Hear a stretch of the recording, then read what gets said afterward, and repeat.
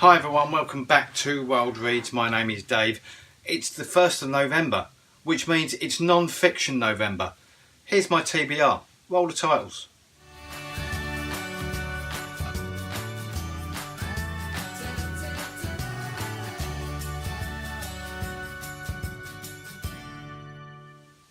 Hi everyone, welcome back. As I said in the introduction, this is Wednesday, the 1st of November.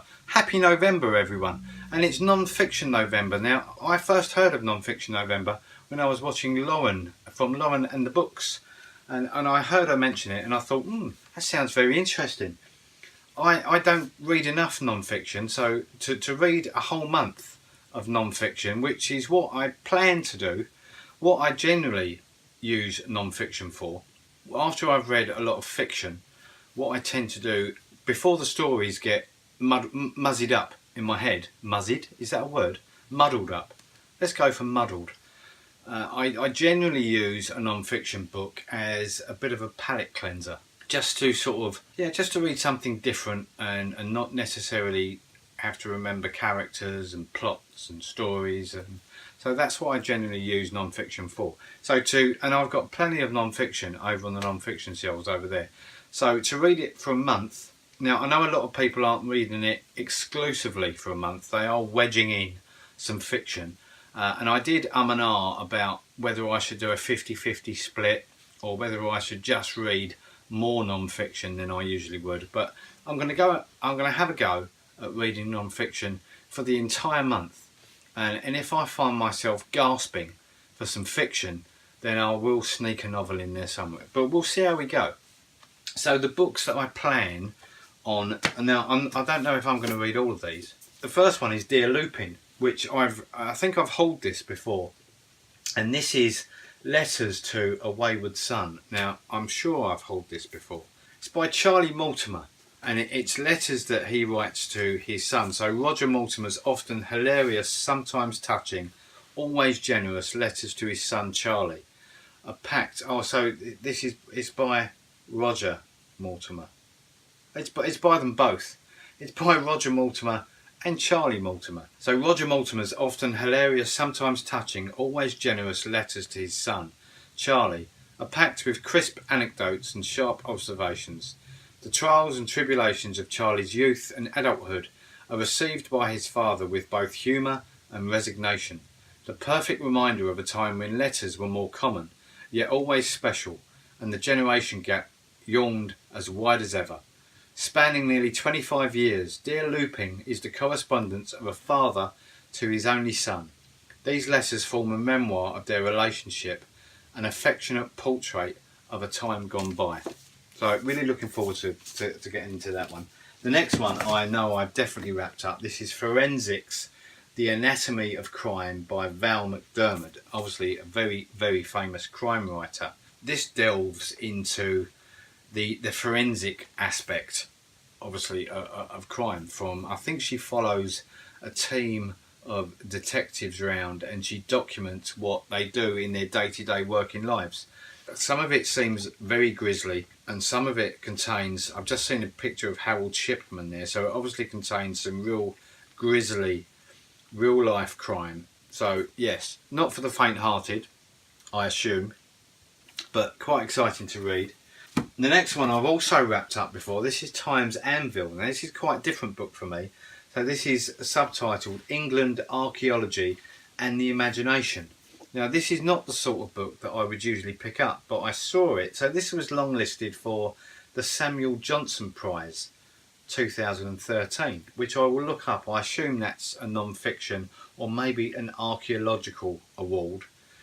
So this is an impassioned history and defence of archaeology, a history of humanity in England and a heartfelt meditation on transience and mortality. So history thrives on stories. Time's Anvil explores archaeology's influence on what such stories say, how they are told, who tells them, and how we listen. So that seems really interesting. The next one that I plan to read, this is one of those teach yourself books, and I watched recently a book from Sophie from Portaling the Pages on how to make a mindfulness box, and it was a brilliant video, and I will link it down below. If you haven't watched it, please watch it, because it's fantastic. I know nothing about mindfulness, and I've always wanted to know more about it because you hear the term bandied around an awful lot. So I bought this book. This is by Martha Langley, and this is Teach Yourself Mindfulness Made Easy. Be more mindful in your daily life. It doesn't look too heavy. It's not a very heavy read. It's just like a light teach yourself mindfulness. So I'm going to have a read of that and see how we go. Now, I've had this book for a long time, and it's a tiny little book, but the premise of this book is absolutely brilliant. So this is called Dear Me, a letter to my 16-year-old self. And I found this in a bookshop years and years ago, but I've never read it in its entirety. And it's always one of those that you see on the shelf and you think, I must get to that one day. So Non-Fiction November is the perfect excuse to get to this. This is a brilliant thing to do, and I might actually write one of these letters myself. So if you were to write a letter to your 16-year-old self, what would it say? So if you wrote a letter to yourself at age 16, what would you tell yourself that you know now? It's a brilliant exercise. Some of the world's best loved personalities have written just such a letter. They range from the compassionate to the shocking and heartbreaking, but they all have one thing in common. They offer a unique glimpse at the teenagers who would grow up to be. And so you've got people, Debbie Harry, Ranulph Fiennes, John Barrowman, Alison Moyet, Sue Perkins, Stephen Fry, Jonathan Ross, Jackie Collins, Yoko Ono, Paul O'Grady, Emma Thompson, Alan Carr, Brenda Blethyn, Will Young, Linda LaPlante, Faye Weldon. That seems a really good book. The next one is a wartime, I've got a couple of these actually, not a couple of copies of this book, but a couple of these wartime childhood memoirs, and I think it's fascinating. And there's a brilliant quote from Michael Fran on the cover of this book saying, "A wonderful book that brings vividly to life one of the oddest childhoods I've ever read about." So this is by Brian Thompson, and it says, "What's it like to be the man of the house when you're still only a boy?"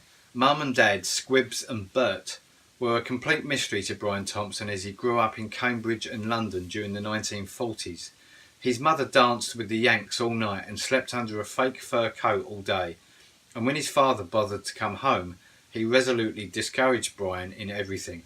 Whilst other children were evacuating out of the big cities, the memoirs as funny, generous and sublime as this are scarce. In Keeping Mum, Brian Thompson describes a boyhood as rich and mysterious as anything fiction can provide.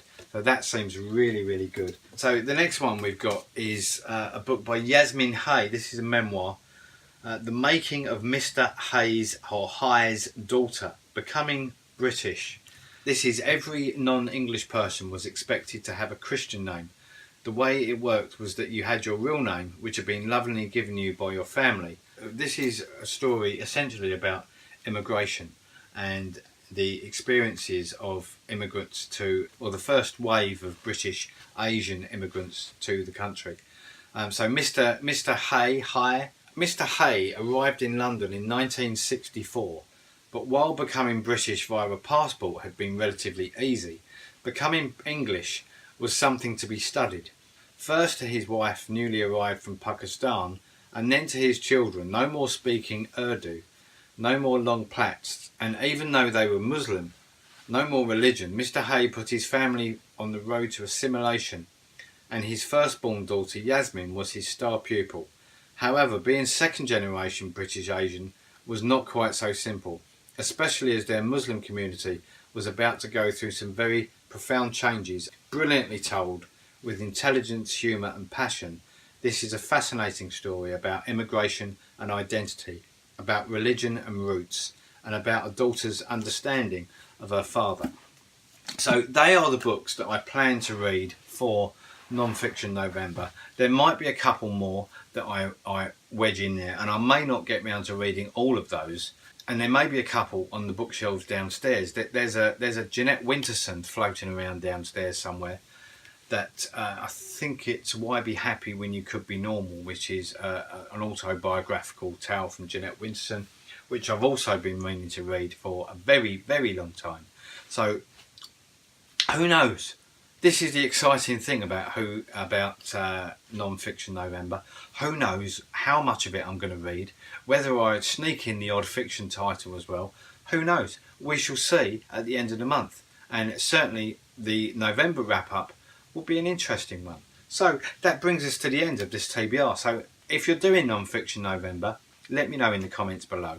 So if you're doing Non-Fiction November, then have a great one. If you're not doing Non-Fiction November, have a great one. So this video was pre-recorded because we've been on our autumn break to Scotland, which I've never been to before, and nor's Vicky. So there will probably be a vlog appearing at some point from the Scottish trip.